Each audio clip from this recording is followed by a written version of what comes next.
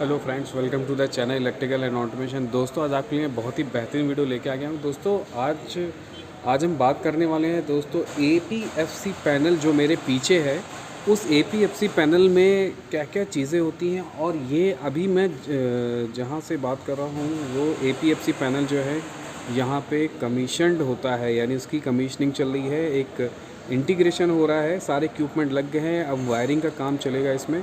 तो इस वायरिंग का काम किस तरीके से इस एपीएफसी पैनल में किया जा रहा है, basically what I gonna tell you is that कि ये एपीएफसी पैनल काम कैसे करने वाला है।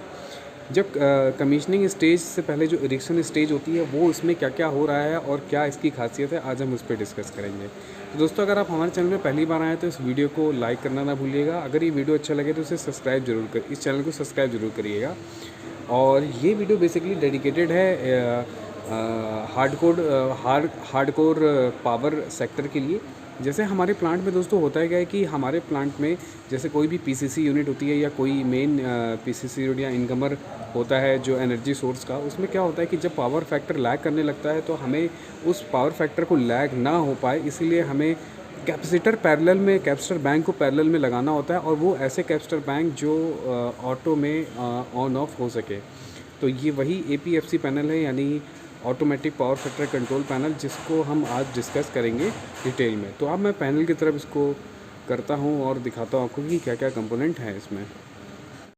तो जैसा कि मैं आपको बता रहा था कि ये एक पैनल है हमारा।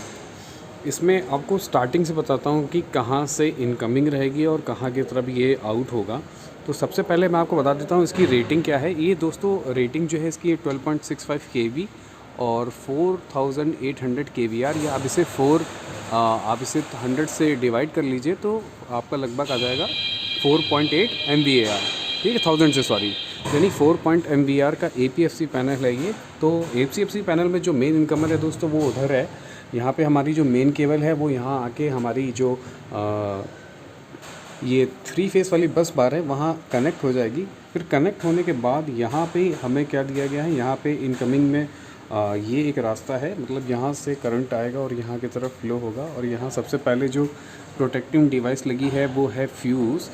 ये सिरेमिक फ्यूज़ लगे हुए हैं, सिरेमिक फ्यूज़ प्रोटेक्टिंग डिवाइस है। उसके बाद एक आइसोलेटर है मेरा सीरीज़ में, कि जब ये आइसोलेटर और ये वैक्यूम आइसोलेटर है, तो ये आइसोलेटर जब काम करेगा तो फिर ये मेरी बस बार को फर्दर कनेक्ट कर देगा मेरे ऊपर रिएक्टिंग पैनल से।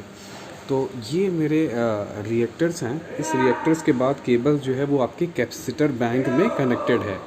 तो दोस्तों, होता क्या है कि अगर ये पैनल जो है मेरा वो इतने सारे कैपेसिटर लगे हुए हैं तो वो कैपेसिटर कंट्रोल कैसे होंगे। तो उसके लिए क्या होता है कि हमारा एक जो मेन वोल्टेज लाइन है उस पर एक पीटी और एक सीटी लगी होती है जो कंट्रोलिंग और प्रोटेक्शन के लिए काम आती है। जैसे कोई भी आपका इलेक्ट्रिकल डिवाइस है जो बहुत ज़्यादा हाई रेटिंग पे काम करता है, 11 kV या 32 kV, 33 kV या 132 kV, इस पे काम करता है, तो हमें वहाँ पे प्रोटेक्टिंग डिवाइस लगानी पड़ती है, पीटी और सीटी। तो उसी तरीके पीटी और सीटी यहाँ पे लगी होगी।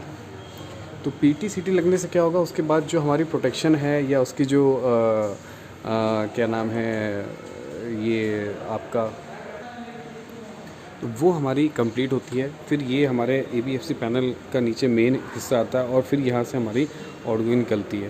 तो ये एपीएफसी पैनल इस समय अभी इसकी कंट्रोल वायरिंग पेंडिंग है, अभी खाली हमने मेजर इलेक्ट्रिकल वर्क किया हुआ है।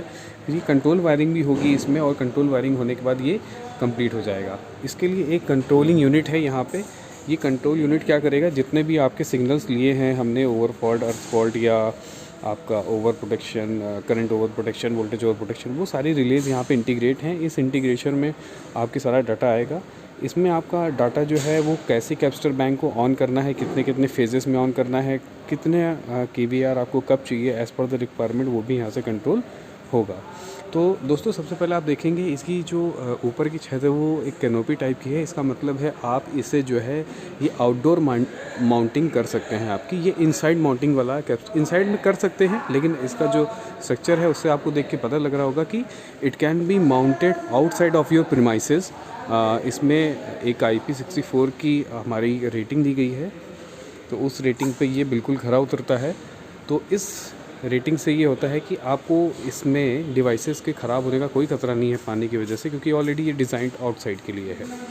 बट इसे अगर आप इनसाइड रखना चाहते हैं तो वो भी, लेकिन जो उसकी कंट्रोल यूनिट है वो तो इनसाइड ही रहेगी, वो आउटसाइड नहीं रहेगी। लेकिन अगर आउटसाइड रखना है तो उसके लिए प्रॉपर अरेंजमेंट आपको करना पड़ेगा। बेसिकली आपका सबसे पहला क्वेश्चन होगा कि ये जो रिएक्टर्स है ये क्यों लगे हुए हैं। तो ये हमारे कैप्स्टर को प्रोटेक्ट करने के लिए लगे हुए हैं। दोस्तों क्या होता है कि कैप्स्टर में जो हमारे हार्मोनिक्स होते हैं वो हमारे कैप्स्टर को हार्म पहुंचाते हैं। तो उस हार्मोनिक्स को सरपास करने के लिए ये आपका रिएक्टर यूनिट लगा होता है, जो क्या करता है हार्मोनिक्स को सरपास कर देता है, जिससे हमारे कैप्स्टर पे एक्स्ट्रा बर्डन नहीं आता, जिसकी वजह से हमारी कैप्स्टर की लाइफ मेंटेन रहती है। इसके अलावा दोस्तों इसमें एक ऑटोमेटिक कंट्रोल दिया हुआ है कि अगर आप कोई भी कैप्स्टर बैंक ऑन करेंगे तो अगेन अगर वो ऑफ होता है तो उसके बाद वो 10 मिनट्स लेगा कैप्स्टर को ऑन करने में। बहुत ही इंपॉर्टेंट चीज़ है, क्योंकि कैप्स्टर एक जो है चार्जिंग स्टोरेज यूनिट है। अगर आप उसे बार बार चार्ज ऑन डिस्चार्ज करते रहेंगे तो एक टाइम ऐसा आएगा कि ये सैचुरेट हो जाएगा और सैचुरेट होकर फट जाएगा। सपोज़ करिए आपने ऑन किया और चार्ज इसमें स्टोर्ड हो गया और आपने सडनली सप्लाई चली गई और फिर से ऑन कर दिया, तो चार्ज जो था मान लीजिए 11 kV का इसमें होल्डिंग यूनिट है कि 11 kV के वोल्टेज का चार्ज ये स्टोर कर सकता है, और आपने फिर से ऑन कर दिया तो 22 kV पहुंच गया, तो इससे क्या होगा हमारा कैप्स्टर ब्रस्ट हो जाएगा। तो there is a timing in this capacitor for onning and offing automatically, कि वो आपका कंट्रोल यूनिट उसे 10 मिनट से पहले ऑफ नहीं होगा। एक स्टैंडर्ड है कि 10 मिनट पे it will be come down of it 75% of इस रेटिंग। अपनी रेटिंग का 75% चार्ज ये जो है रेसिस्टेंस, इसमें एक इसके चार्ज को डिस्चार्ज करने के लिए रेसिस्टेंस डिस्चार्ज यूनिट लगी हुई है, जो इसको रेसिस्टेंस को डिस्चार्ज करता है within 10 minutes 75% what the charge it holds.